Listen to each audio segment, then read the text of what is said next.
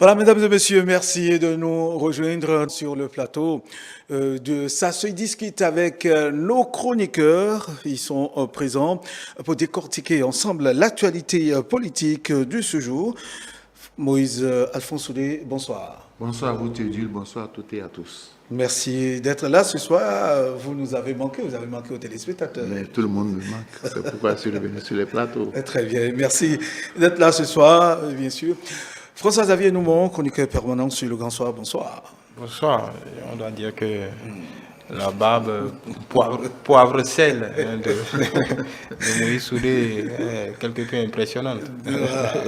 Merci. Nous allons aborder le premier sujet depuis lundi dernier, le 17 février. Nous allons dire le Bénin rend hommage à ses soldats tombés au front. Oui, de Ouassapéoncourt en passant par Djougou, Parakou et Natitengu, des hommages mérités ont été rendus à ces soldats qui, en défendant la nation suite aux attaques terroristes et des assaillants, ils sont tombés. C'est une décision du gouvernement et c'est la vice-présidente, la grande chancelière, Madame Myriam Diaby Talata, qui a présidé cette cérémonie qui continue d'ailleurs jusqu'à ce jour. Nous allons en parler. Moïse Alphonse Soudé, vous avez suivi avec nous l'évolution donc de la situation, cette grande cérémonie qui a été organisée.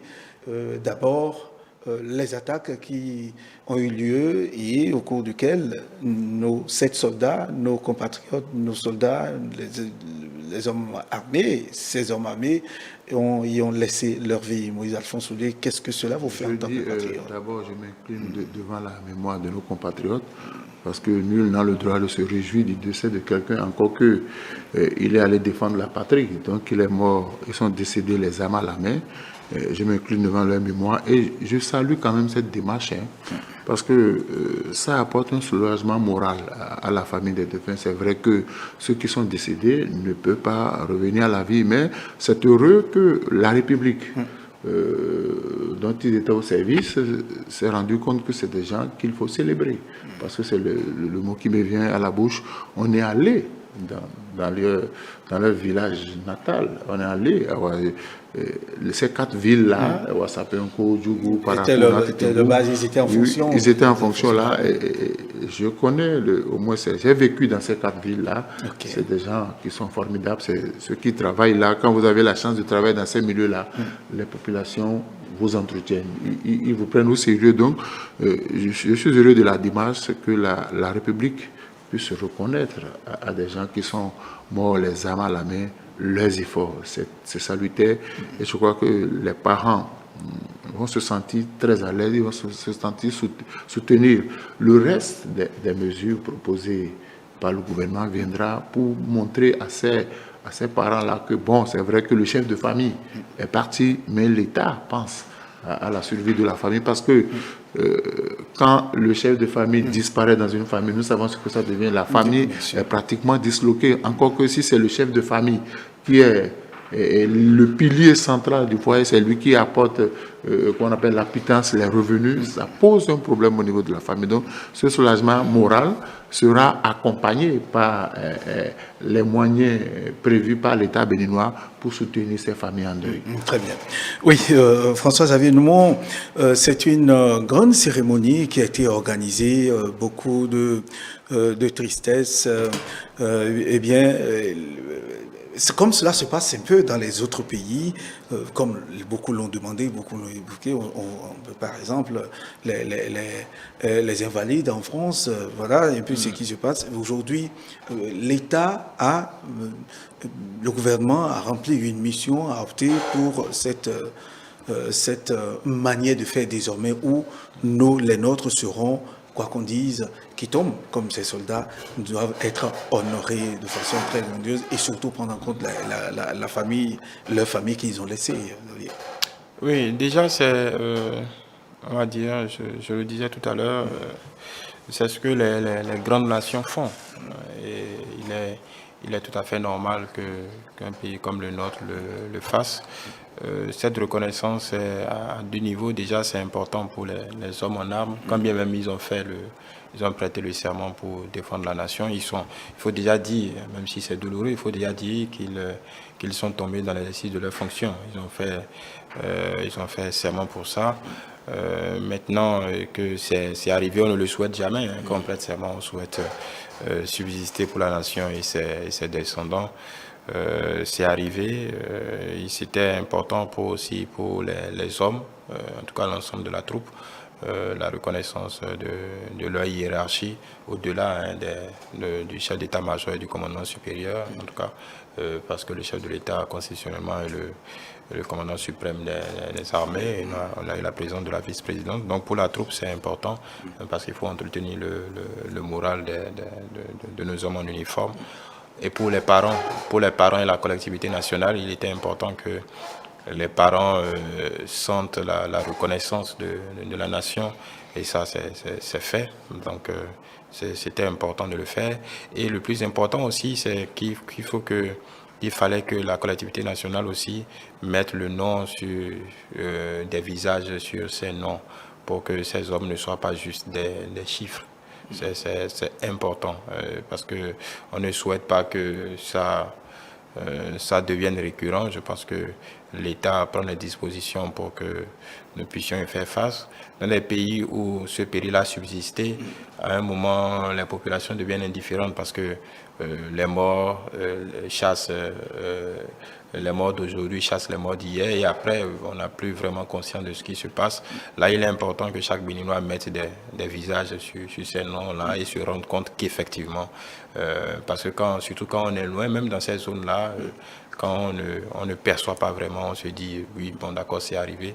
Mais là, à côté de la douleur des familles, chacun de nous peut mettre des visages sur ces noms et se rendre compte que ça va du plus jeune, des très jeunes, jusqu'à des hommes peut-être plus expérimentés dans ce métier d'armes. Donc, la reconnaissance de la nation était importante et ça nous grandit tous de le faire, même si, comme Moïse Alphonse l'a dit, ça ne ramènera pas ces hommes-là. Mais bon, c'est dans l'ordre des choses. Ils ont fait ce serment. Voilà, nous le reconnaissons et il est important qu'en notre nom, que l'État soit aux côtés de leurs descendants et de leurs proches. Très bien. Il nous a rejoint Julio Tometti, analyste politique, juriste. Bonsoir Julio. Bonsoir Théodine Ouattier, bonsoir au plateau. Très bien, merci de nous rejoindre. Et effectivement, vous avez suivi avec nous cet hommage rendu aux 7 soldats tombés au front de l'autre côté. Oui, alors cette grande cérémonie, Julio Tometti, n'est-elle pas une réponse à, je dirais, à cette doléance qu'a présenté le chef d'état-major des forces armées, des forces de défense et de sécurité lors de la grande cérémonie de présentation de vœux au président de la République, où on a voulu que pour ces soldats tombés, qu'il y ait désormais un statut particulier, un statut de pupille réservé à ces familles, à ces gens qui ont laissé des enfants, toute une famille éplorée.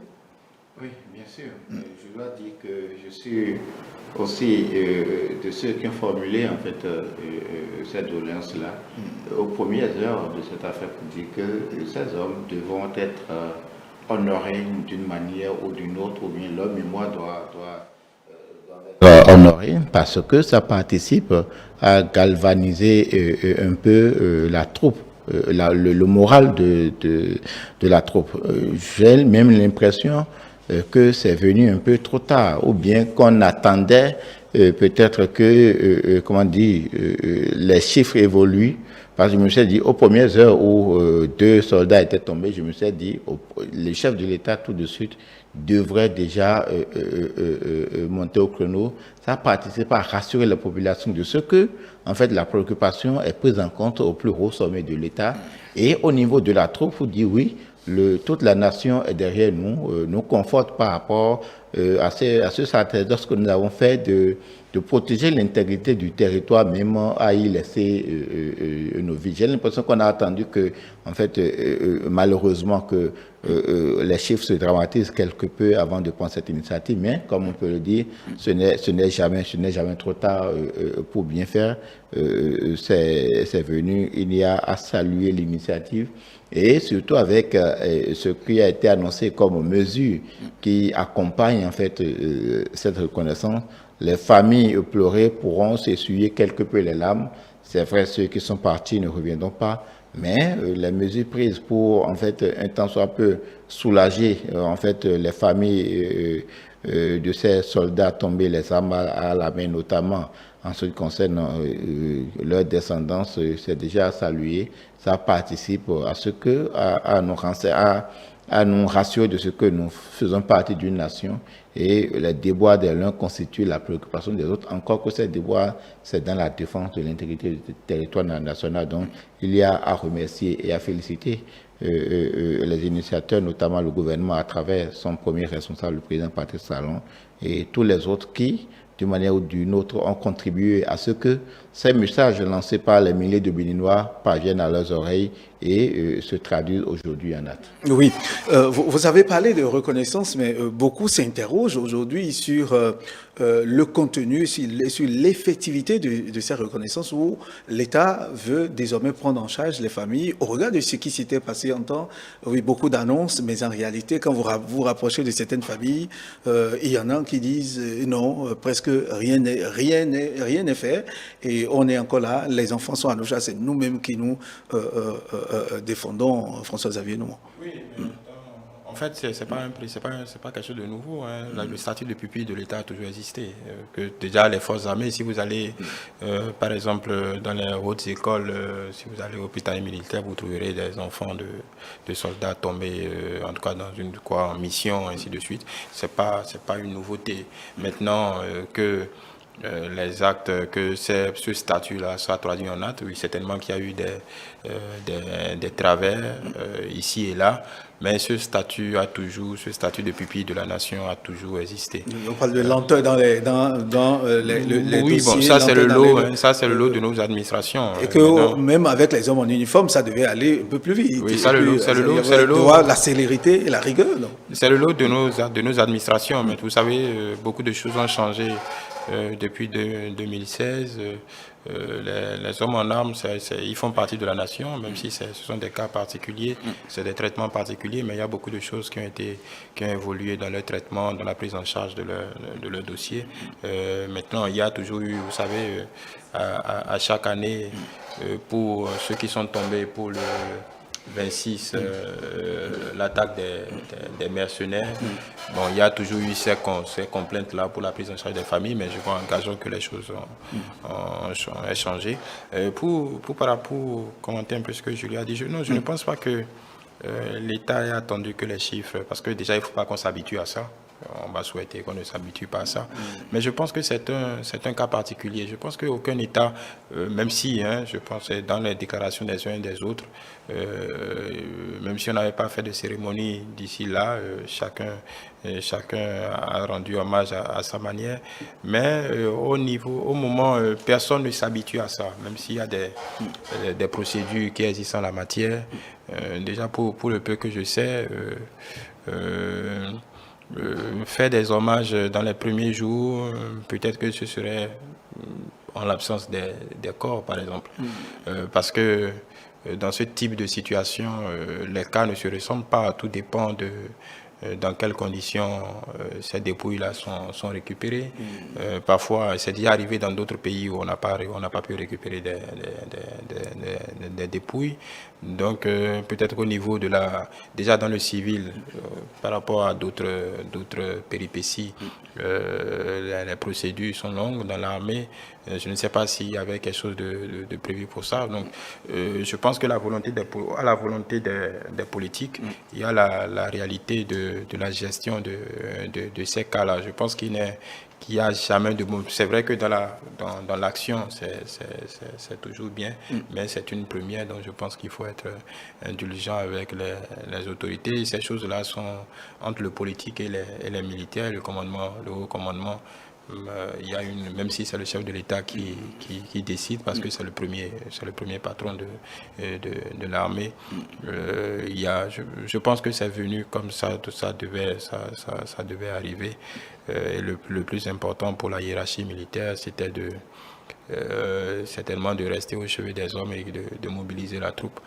Maintenant, la reconnaissance de la nation, je pense que de façon unanime, ici et là, chacun a pu exprimer ce qu'il avait à exprimer. Maintenant, la matérialisation de ce que l'État exprime en notre nom est venue quand, je pense que c'est venu quand ça devait venir. Maintenant, il ne faut pas oublier aussi qu'il y a d'autres. Il y a d'autres, les civils, en l'occurrence, les gardes forestiers, même l'instructeur français, parce qu'il est recruté ici par une entreprise qui travaille ici, qui était chargée de faire travailler ces hommes-là d'African Pax Network. Donc, c'est des Béninois. Donc, certainement que ça arrivera aussi pour ceux-là dans un autre cadre. Maintenant, l'essentiel, c'est qu'on n'ait pas à le refaire. Très bien. Oui, c'est le plus important. Très bien. Moïse Afon-Soudé, par rapport donc au soutien désormais que le gouvernement décide d'apporter aux familles. Non, d'abord, il faut dire que ce soutien, c'est pour d'abord redonner le moral à ceux qui sont encore sur le terrain.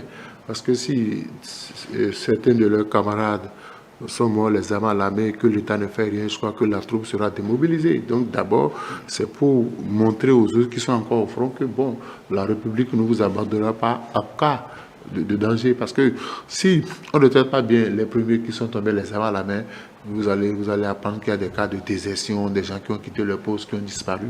Et je crois que l'administration, parce que quand j'ai lu un peu, on dit qu'on prendrait les enfants en charge jusqu'à l'âge de la majorité. Ça, c'est vrai que l'État a décidé, il faudrait que ceux qui sont chargés, parce que c'est là aussi l'autre réalité, il faudrait que ceux qui sont chargés de mettre en application cette mesure-là aillent très vite. Donc je dis, c'est bien que l'État décide de s'occuper des familles de ces soldats qui, en défendant le territoire national, ont perdu leurs armes. Mais moi, je voudrais aussi, parce que ce n'est pas les premiers cas, il y a eu des cas où des soldats sont blessés, d'autres ne sont pas soignés. Donc il faudrait que, de façon globale, on puisse peut-être voir avec le Parlement si on ne va pas légiférer dans ce domaine-là. Parce qu'il y a des blessures, quand vous les recevez, vous n'êtes plus disposé à travailler. Vous devenez un handicapé. Donc du coup, vous ne pouvez pas, le revenu familial diminue. Donc je ne sais pas comment ça va se régler. Est-ce qu'il ne faudrait pas au niveau du Parlement légiférer dans le domaine pour que quand on aura apporté un soutien à quelqu'un qui est le cadre législatif pour encadrer, sinon ça risque de dire mais pourquoi pour telle personne c'est tel montant qu'on a débloqué. Vous savez, c'est vrai que l'État ne peut pas prendre. Ce n'est pas une prise en charge intégrale. Il faudrait que les familles sachent que ce n'est pas une prise en charge intégrale. l'État apportera son soutien en fonction du grade de non seulement non pas en fonction de ce qui est prévu dans la cagnotte. On ne va pas quand même dédommager les familles au pifomètre. Donc il faut que cela soit bien encadré. C'est pourquoi je dis de façon globale, peut-être on va voir s'il y a des députés qui peuvent faire des projets de loi ou des propositions de loi de la part du gouvernement. On va voir ce que ça va donner pour que désormais, même si le régime en place par terre, le régime qui viendra saura qu'il y a un cadre législatif qui détermine le pourcentage de soutien à apporter aux familles éplorées dans le cadre de la défense du territoire national. Très bien. Oui, Julio? Oui, bien sûr, sur la même question. Est-ce que ce serait évalué par rapport au grade de ces intéressés ou c'est en fonction, comme l'a dit Moïse Afon-Soudé, sur la cagnotte réservée par le gouvernement par rapport à ça? C'est vrai que ça reste une question confidentielle. Je ne pense pas qu'à l'état actuel des choses, on puisse réserver de cagnotte. On puisse prévoir de cagnotte, on ne peut pas prévoir de limite parce qu'on ne sait pas quelle peut être demain l'étendue du drame. Et on ne peut pas savoir exactement aujourd'hui, par rapport à chacun de ces décursus, quelle est la charge familiale qui a été laissée. Donc, on ne peut pas le prévoir en termes de caillotte, mais on peut le prévoir en termes, comme ça a été justement annoncé, en termes de, de soutien jusqu'à la majorité, quel que soit ce que cela pourrait coûter. Parce qu'on ne peut pas se dire, bon, en fait, c'est vrai, les hommes se valent, mais la charge laissée derrière ne se valent pas. Quelqu'un peut avoir un seul rejeton, un autre peut en avoir 10, donc on ne peut pas dire qu'il y aura une cagnotte réservée à chaque famille de défunts, non. Il y a à voir, en fait, ce que le décursus a laissé comme charge, ce qu'il a laissé comme descendant et dans quelle mesure il est possible de prendre cela en charge. Il y a les institutions et les structures de l'État qui vont y veiller. Je pense qu'il y a, notamment, il doit y avoir un cadre réglementaire par rapport à ça. S'il n'y en avait pas, c'est peut-être le moment de voir. Parce que même si on légiférait, je ne pense pas à la loi, on n'aurait pas tout à tout moment. Même si on légiférait, il faut un décret pour tracer en fait les signaux de mise en exécution. Donc je pense le cadre réglementaire, si il n'existait pas, c'est le moment en fait de le mettre en œuvre pour quand même arriver à recenser et à circonscrire tous ceux qui peuvent avoir droit à de tels soutiens et envisager même, comme je l'ai dit tantôt, on ne le souhaite pas, même si la situation s'envenimait les jours à venir, l'État, la communauté doit être capable d'accompagner, quel que soit ce que cela pourrait coûter, la famille, ou bien les familles, ou bien les rejetons de ces descendants. Il n'y a pas à voir ça en termes de cagnotte, en fait, puisque lorsqu'on parlera en termes de cagnotte... On devrait tenir compte, si par exemple, je gagnais 200 000 quand j'étais en fonction, et que celui qui gagne 70 000, on ne va pas quand même dire qu'on n'aura pas le même soutien. Il faut que cela soit calculé proportionnellement au salaire que l'intéressé gagne. Sinon, ça serait... Si tu as 2 ans, si tu gagnes 200 000 et que tu as un enfant, c'est ton avantage. Si tu gagnes 200 000 et que tu as 20 gosses, c'est ton problème. Non, mais on doit pouvoir tenir compte de ce que l'intéressé gagnait avant qu'il ne perde de sa vie. Pour l'événement de la place des Martyrs, c'était le 16 janvier, je me rappelle. Pour l'histoire, en fait, on n'a pas pu dire qu'on va suivre les enfants. Ici, ce qui a été prévu, c'est de suivre les enfants jusqu'à la majorité. Mais dans l'autre cas, c'était d'attribuer une cagnotte à chacun selon le grade, à chaque famille selon le grade de l'intéressé. Mais ici, il ne s'agit pas de ça. Il s'agit en fait prioritairement de suivre, notamment en termes de scolarisation, de soins, les enfants jusqu'à l'âge de majorité. Et pour ça, il ne peut pas avoir de traitement, pour moi, pour ce que je sais, il ne peut pas avoir de traitement différentiel en tenant compte du grade ou de la catégorie de ceux qui sont tombés. Parce qu'il s'agit ici, en fait, non pas de ceux qui sont tombés, non pas d'allégation, mais de ceux qu'ils ont laissés, en termes de charges qu'ils ont laissées. Et donc, pour ça, pour moi, il ne pourrait pas avoir de traitement différencié. Il y a à recenser aujourd'hui, en termes d'enfants, en termes de charges, et voir comment les accompagner jusqu'à la majorité. Je pense que Moïse Soulé et Julio se complètent en fait, il n'y a pas de contradiction. Le statut de pupille, je pense que ce n'est pas seulement au Bénin, c'est partout pour tous les grands pays qui le font. En fait, la prise en charge des rejetons est différenciée de ce qu'on fait du traitement habituel, en fait, des salaires de ceux qui sont partis de leur traitement. Là, c'est un peu parfois même au-delà des militaires, c'est-à-dire que c'est arrivé dans d'autres pays, dans un attentat par exemple où des personnes sont décédées, on peut décider de prendre les enfants comme pupilles de la nation, et dans ce cas, il n'y a pas de traitement différencié. L'État s'engage juste à prendre les rejetons jusqu'à majorité, comme on dit, qu'est-ce que ce soit, même si parfois on peut faire des arbitrages, parce que un enfant, par exemple, quand il arrive dans telle classe, on peut décider, par exemple, selon les cours, peut-être il veut faire telle école, telle autre, on peut essayer d'arbitrer. C'est pas porte ouverte à tout non plus, mais l'État s'engage à apporter un soutien de quelle que soit la nature, en tout cas, quelles que soient les circonstances à ces enfants-là. Maintenant, évidemment, ceux qui ont disparu avaient des traitements salariaux.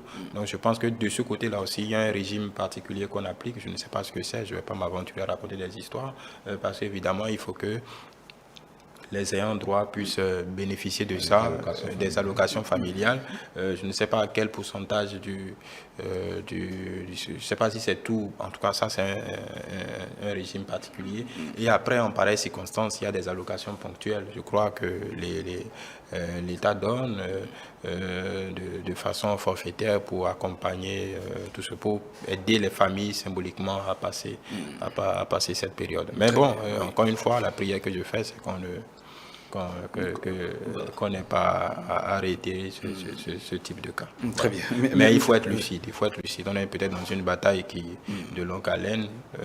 L'essentiel, c'est qu'on soit prêt à parer à toute éventualité. Très bien.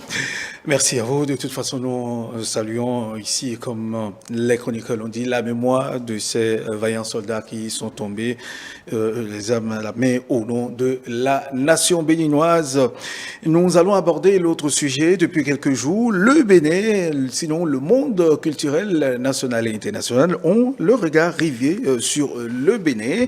L'événement d'une haute portée culturelle est soutenu par le gouvernement qui en est d'ailleurs le maître d'ouvrage. Il s'agit donc de l'exposition d'art diptyque au Palais de la Marina. Samedi dernier, il y a eu le vernissage de cette exposition qui a rassemblé le président de la République et plusieurs autres autorités au Palais de la Marina. Nous avons vu le président de la République en grande vedette, guide touristique intéressant, qui a éparté plus d'un. Aujourd'hui, Julio Tometti, vous avez suivi certainement, vous étiez là-bas, peut-être vous avez suivi en direct. Alors, qu'est-ce que cela vous fait, c'est de voir cette image, le président de la République, Patrice Talon, en grande vedette, qui s'est pratiquement transformé en guide touristique à l'occasion. Un guide touristique. Oui, un guide touristique. Non, Théodule, je n'ai pas qualité, je n'ai pas encore qualité ou le statut qu'il faut pour être, comment dire, des premiers invités.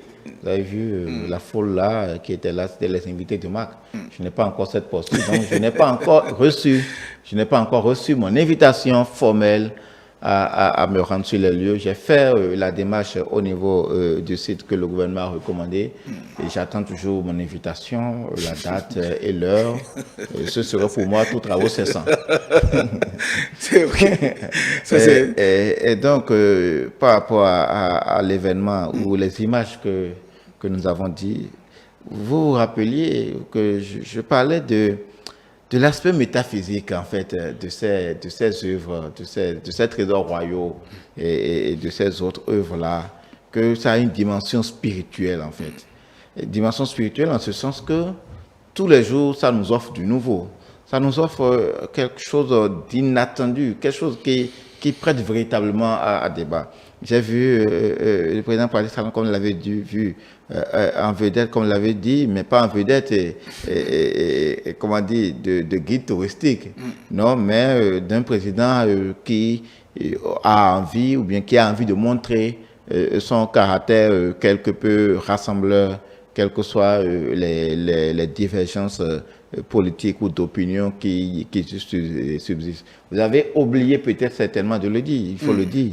Nous avons vu le président Patrice Talon avec l'ex-président de Force Glo, c'est une très forte image. Nous avons vu avec, comment dire, la première dame, le président de Force Glo, l'ancien président de Force Glo avec la première dame, c'est de très belles images. Nous avons vu le président Patrice Talon avec son challenger du deuxième tour des élections présidentielles de 2016, l'ancien premier ministre Lionel Zinsou.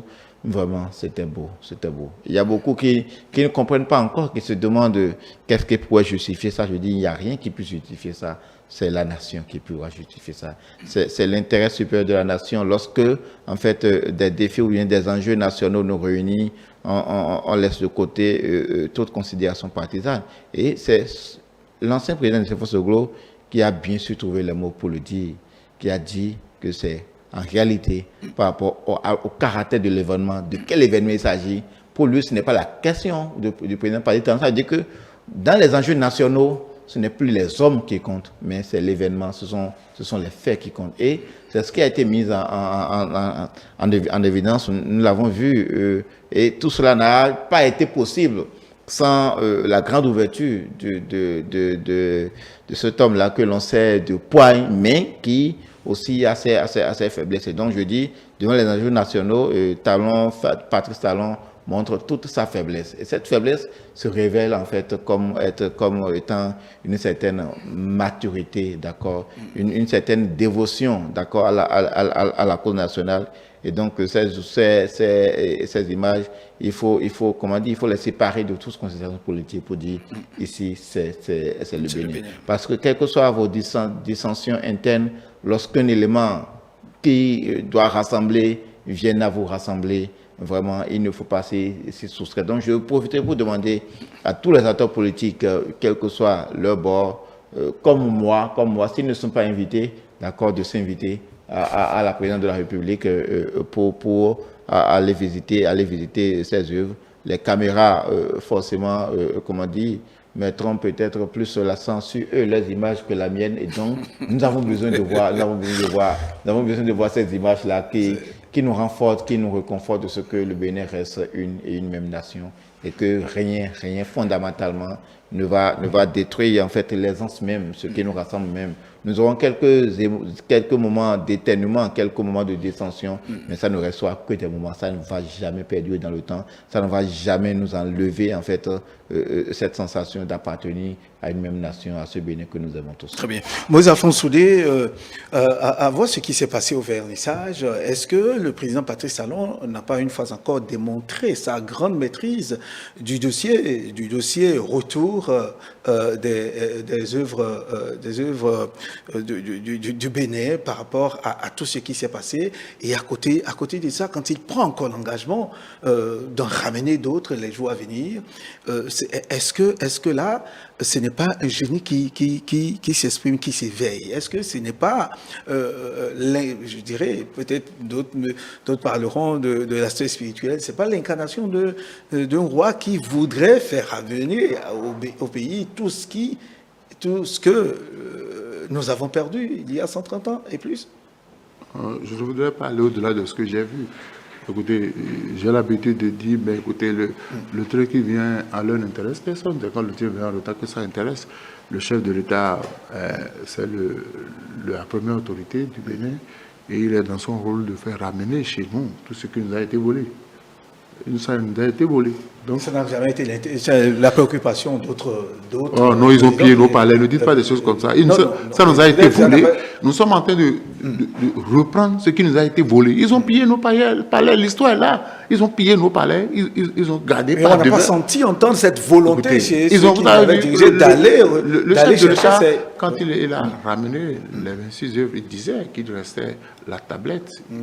Ça veut dire que de Guétégué, il connaît l'importance de cette tablette-là dans l'histoire du pays. Donc, le chef de l'État a fait la démarche de nous ramener ce qui nous appartient. Pour moi, il n'y a pas à négocier avec les Blancs. Ce n'est pas le Bénin seul, je crois, le Nigeria, d'autres pays sont en train de reprendre ce qu'on nous a pris. Et c'est à saluer. J'ai dit, au-delà du chef de l'État, il y a d'autres personnes qui ont aidé le chef de l'État à arriver là, parce que cela fait partie de notre histoire, cela fait partie de notre patrimoine culturel, et les générations montantes sont obligées de prendre connaissance de l'histoire. Donc, si le reste, on peut nous permettre d'entrer en possession de notre bien, c'est à saluer, parce que c'est à nous, ce n'est pas à eux. Ces objets-là n'ont rien à foutre là-bas. Ils ne comprennent pas. Un Français ne comprend pas le sens de la tablette de Guétégué. Il n'est pas béninois. Pour lui, c'est peut-être un objet d'ornement, mais la valeur spirituelle qu'il y a dans cet objet-là, il ne maîtrise rien. Donc, il faut que ces objets soient ramenés chez nous et que les objets se retrouvent à leur place. Donc, on pourra les exploiter. Mais je dis, par rapport à l'image, ceux qui sont allés sur mon statut vont constater que j'ai mis toutes ces belles photos-là. Sur mon statut, j'ai écrit une seule phrase. Ici, c'est le Bénin. C'est-à-dire que face à des situations données, on peut s'entendre pour rehausser l'image de notre pays. C'est en réalité ça, mais je dis, tous les débats de couloir, moi je ne les mène pas, mais c'est que moi, ma préoccupation par rapport à cette exposition, c'est de permettre aux élèves et aux étudiants d'aller là-bas. Parce que les élèves et les étudiants peut-être ne maîtrisent pas l'histoire du pays. Il faudrait qu'on puisse voir avec les différents collèges comment organiser l'acheminement des élèves vers, pour qu'on leur explique l'histoire. Parce que vous avez, quand vous allez dans nos collèges, un apprenant béninois est capable de vous parler de la Deuxième Guerre mondiale. Il est capable de vous parler de l'histoire de la France, mais incapable de vous parler de l'histoire du Bénin. Est-ce que ce n'est pas ça qu'on veut corriger? Mais c'est pourquoi j'ai dit, les adultes, les personnalités, et peut-être ils connaissent un pan de l'histoire. Mais les générations montantes, ceux qui sont au collège, dans les lycées et à l'université, ils ne maîtrisent pas cette histoire. Donc c'est de voir avec les écoles publiques comme privées comment organiser ces sorties-là pour que ces élèves aillent vivre, puis qu'ils puissent contempler de visu. Tout le temps, on voit ça à la télé, on voit ça dans les livres. Maintenant, c'est là. C'est vrai qu'on ne peut pas toucher, mais on peut voir. Donc, l'avantage pour moi, c'est que les générations montantes soient informées de l'histoire et qu'on leur explique les conditions dans lesquelles ces objets-là se sont retrouvés là-bas et quelles étaient les valeurs qu'incarnaient ces différents objets dans nos palais. Donc moi, c'est ce qui m'intéresse parce que c'est quand même bizarre que vous allez à l'extérieur, qu'on vous demande de parler de votre pays, vous êtes incapable de raconter un pan de l'histoire de votre pays. Donc c'est de la valeur culturelle et nous devons soutenir ça. J'ai toujours dit par rapport à ces choses-là, qu'on soit de la mouvance, qu'on soit de... On ne fait pas de la politique partout. Là, c'est de la culture et ça rehausse l'image du Bénin. Donc nous devons tous donner notre caution pour que ça aille de l'avant. Le reste, les débats politiques, on va les mener après. Ici, il s'agit de l'histoire de notre pays. Très bien. Oui, François Avinemont. Oui, je reprends pour moi tout ce qui a été dit. Je pense que pour les écoles et tout ça, c'est ce qui est attendu.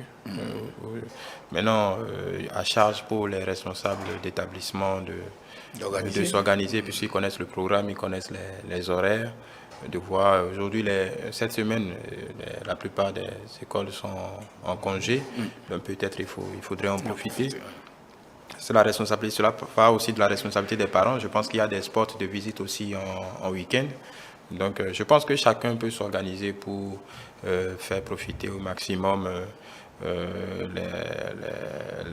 les élèves, même les étudiants. En tout cas, les étudiants, ils sont majeurs, ils peuvent s'organiser aussi pour faire cette démarche sur le site, le site du gouvernement pour pouvoir aller visiter un peu tout cela. Mais fondamentalement, ce jour-là, quand vous regardez un peu les images et les vidéos, et je pense que c'est bien mérité. Vous savez, quand ces objets-là sont venus, on a vu un président de la République qui se contenait un peu, qui faisait tout qui a voulu gérer tout cela dans la sobriété. Mais hier, au-delà de l'ampleur de l'exposition, parce que il faut le dire, la manière dont ça a été organisé, le fil conducteur pour que ces objets du passé puissent avoir quand même se projeter dans l'avenir en mettant à contribution une bonne partie, en tout cas la crème de ce que nous avons comme artistes de différents calibres internationaux, nationaux, pouvoir exposer à côté pour quand même créer un fil conducteur, parce qu'il ne faut pas que nous soyons figés non plus dans le passé, pouvoir projeter cette nation dans le futur. Indéniablement, quand vous regardez sur les séquences de toute cette cérémonie, on a vu quand même au-delà un président de la République en lévitation. C'est-à-dire que c'était son moment. Et ça, je pense qu'il a assumé de plein droit. C'était, même dans cette déclaration, on sentait quelqu'un qui voulait profiter de ces moments. Au-delà de ce qu'il a permis à la nation de vivre, je pense quand même que ça, on peut le lui concéder, parce que quand vous avez mouillé le maillot pour quelque chose, même s'il y a toute une équipe derrière, on les a vus quand même. On a vu le président vouloir, disons, partager ces moments de joie. Et il s'est délecté de ces moments. Et je pense que c'est de bon droit. Et c'était plaisant quand même de le voir dans son élément. D'abord, c'était entre griffes chez lui, même si c'est chez le peuple. Mais il a au-delà de tout, l'organisation, le cadre, ils ont mis il a tenu quand même à mettre le pays à ce niveau, parce qu'on parle déjà d'autres pays, des pays amis pays qui souhaiteraient recevoir qui font déjà des demandes. Je pense qu'on parle du Maroc qui parle d'accueillir en tout cas ces œuvres-là dans un cadre d'échange pour pouvoir... Donc ça veut dire déjà que ça fait des émules. Je pense que pareil, peut-être que beaucoup ne perçoivent pas ce qui a été fait là, mais pour arriver à créer ce niveau d'exposition, je pense qu'il y a beaucoup de compétences qui y ont travaillé. Très bien, Et même ceux qui ont consenti à nous rétrocéder nos œuvres, Madame la ministre Bachelot n'a pas caché son émotion. Et je pense qu'elle a dit que, on va dire, ce qu'elle a pu ressentir au musée du Quai Branly, ici, ce qu'elle est venue ressentir n'a nul pareil. Donc je pense quand même que le Bénin s'est grandi. Le Bénin s'est grandi. C'est quelque chose d'important. On a vu le président de la République faire la pédagogie à ces autorités-là, en tout cas, les autorités spirituelles. À nous, je parle des têtes couronnées. On a senti quand même une certaine alchimie au-delà des politiques, où tout le monde a oublié Maître Adrien Oumouiti, mais je pense l'avoir vu sur les photos. Donc je pense quand même que c'était une grande communion nationale. Maintenant, gageons que les jours à venir, que chaque Béninois puisse aller se mirer dans cette histoire qui nous appartient à tous. Et que, comme Moïse Alphonse Souré l'a dit, que ça puisse servir de curseur pour les jeunes esprits, pour se rendre compte qu'on est dans qu'on appartient tous à une grande nation, qui a une grande histoire, et que les œuvres contemporaines aussi soient regardées à cette aune-là. Parce que c'est vrai, on se délecte de ces œuvres qui nous rattachent au passé, mais c'est évidemment que c'est l'avenir qui compte. Et on peut voir au talent de nos artistes que voilà, il y a ce pays a une grande destinée et que voilà, nous devrions y participer tous, chacun de son côté. Voilà, Moïse Alphonse, nous avons remarqué la présence de Madame la ministre de la Culture française, Madame Bachelot, qui est arrivée. Mais pourquoi sa présence? C'est une manière de suivre la traçabilité, ou bien de contrôler. Est-ce que tous les engagements pris par le gouvernement béninois à Paris au moment du départ de ces objets, est-ce que c'est une manière de contrôler ou c'est un rattachement toujours qui s'établit La France toujours comme pays ayant colonisé le Bénin qui continue de veiller au grain parce que on a comme l'impression, comme beaucoup le disent, qu'il n'y a pas encore un détachement qui se crée par la France.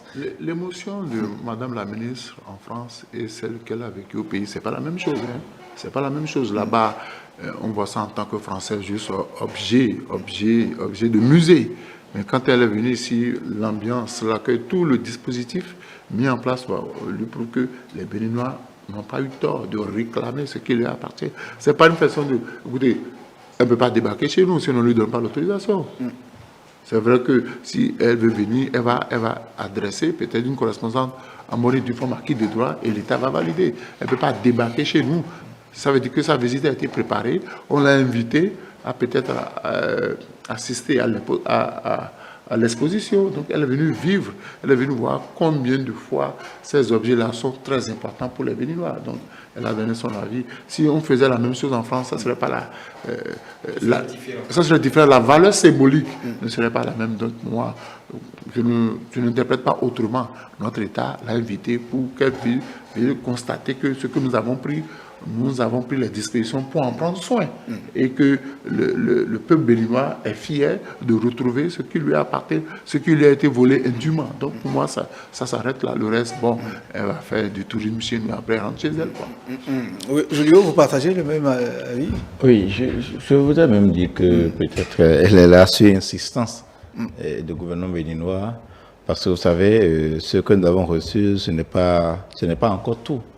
Donc c'est pour, je dirais, c'est pour dire, venez voir que ça a plus de valeur symbolique que chez nous, d'accord, que ce qu'il était chez vous. Ça justifie en fait tout ce que nous faisons pour que tous les objets, tous ces objets, où qu'ils soient, se retrouvent, comme j'ai l'habitude de dire, dans leur milieu.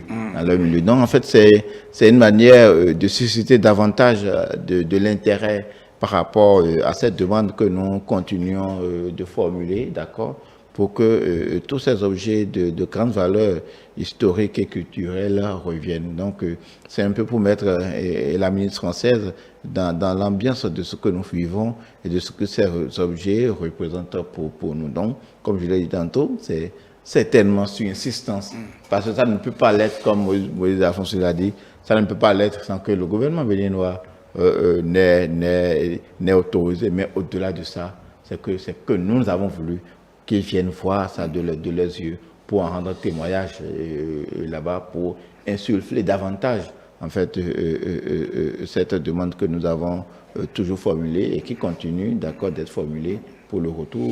Est-ce que ça permet, ça rassure la France de pouvoir restituer le reste au regard de toute l'ambiance, l'intérêt qu'on a apporté, qu'on a accordé à, je pense qu'aujourd'hui, la France a besoin encore d'être rassurée au regard de ce que nous avons montré, d'abord de l'intérêt que nous avons montré pour le retour, parce que ça, ceci ne demeure qu'un événement. Vous savez, il y a le retour, vous avez vu en fait l'euphorie au plan national, l'accueil depuis l'aéroport, ces personnalités, ces Béninois qui se sont mobilisés rien que pour aller accueillir en fait ces objets sur la terre de Kaba, de Gézo, de Béanzin, de Glélé, de Bioguera et autres. Et donc, en fait, c'est déjà ça, en fait.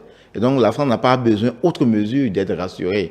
Le seul élément dont il faisait comment dire, qui mettait un peu peut-être d'emprise, c'était la question de l'entretien.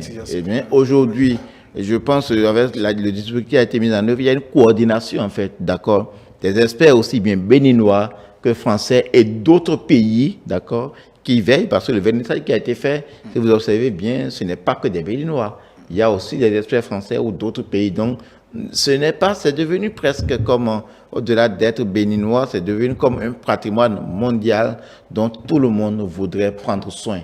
Mais qui en est le titulaire, c'est le Bénin.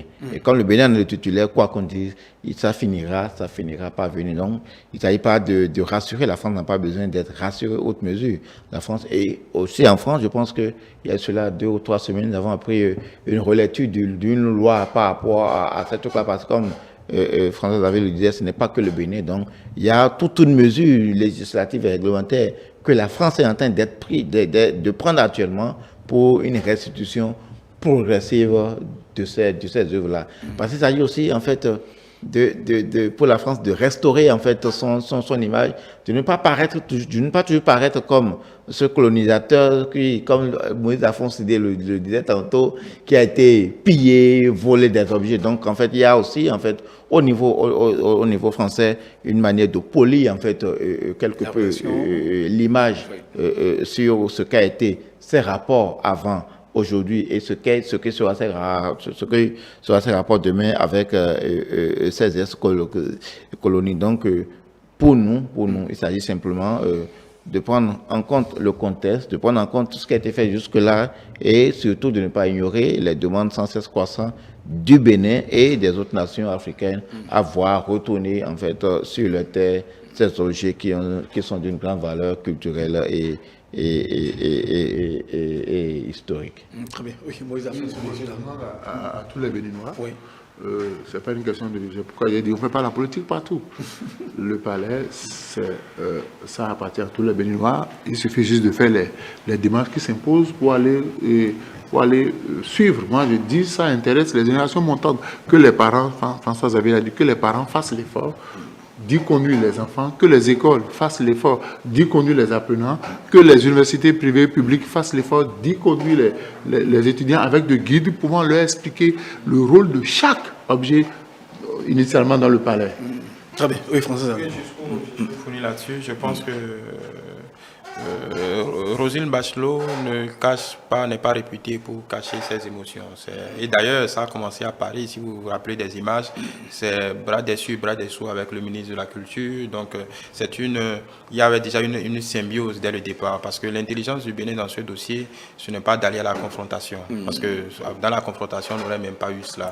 Il y a des tests législatifs, la droite s'est braquée, il y a une certaine majorité au Sénat qui est en train de tailler une loi pour que ça ne se produise pas aussi facilement. Donc, ce que les gens ne se rendent pas compte ici, dans le contexte français, ce que le président Macron a fait, véritablement, ça s'appelle un coup de force. Parce que autrement, ça ne pourrait pas se faire aussi facilement. Donc, les Béninois et les Français, sur ce dossier-là, ont été dans une sorte de coproduction pour qu'on en arrive là. Donc, je pense que c'est ce partenariat-là qu'on a vu transparaître un peu dans la réaction de la ministre française. Et comme je l'ai dit, c'est concomitamment des équipes françaises, des équipes béninoises, dès le début, qui ont travaillé en bonne intelligence pour qu'on en arrive aujourd'hui. Je pense que sur ce côté-là, les Français savaient déjà qu'on serait à la hauteur, donc il n'y avait rien à prouver à qui que ce soit. Et les gens ne se rendent pas compte. Il faut être spécialiste du secteur pour comprendre que ce qui a été fait là, c'est ce qu'on retrouve au Met de New York. C'est digne des très grands musées au monde. C'est pas un vernissage de ce type ne se fait pas comme ça du jour au lendemain. Donc c'est un travail de haut niveau et puis les gens le reconnaissent à sa juste valeur. Donc le Bénin a eu l'intelligence de ne pas s'inscrire dans une confrontation tout azimut. Donc ça ouvre la voie à d'autres choses. Et d'ailleurs, comme Julio l'a dit, ça c'est devenu un patrimoine mondial parce que ces objets sont destinés à repartir pour ceux qui le demanderaient dans certaines conditions évidemment. Mais c'est vrai, c'est une propriété béninoise. Et les autorités l'ont répété depuis le début. Ça s'inscrit dans une sorte de partenariat mondial. Le Bénin n'a pas repris ses œuvres pour les calfeutrer dans des musées, mais pour pouvoir les exposer un peu partout et pour que la grandeur du Bénin soit reconnue. Mais nous ne sommes, comme le président l'a dit, nous ne sommes qu'au début d'une grande histoire. Et voilà, quitte à nous maintenant de transformer l'essai. Très bien. Et nous croyons que des centaines d'autres œuvres. Merci à vous, François Xavier Noumon. La barbe poivre, celle de Soudé, c'est une œuvre d'art. Donc ça peut être exposé. Merci à vous, Moïse Alphonse Soudé. Merci, Julio Tometti. Merci à vous. Merci à vous d'être toujours en notre compagnie.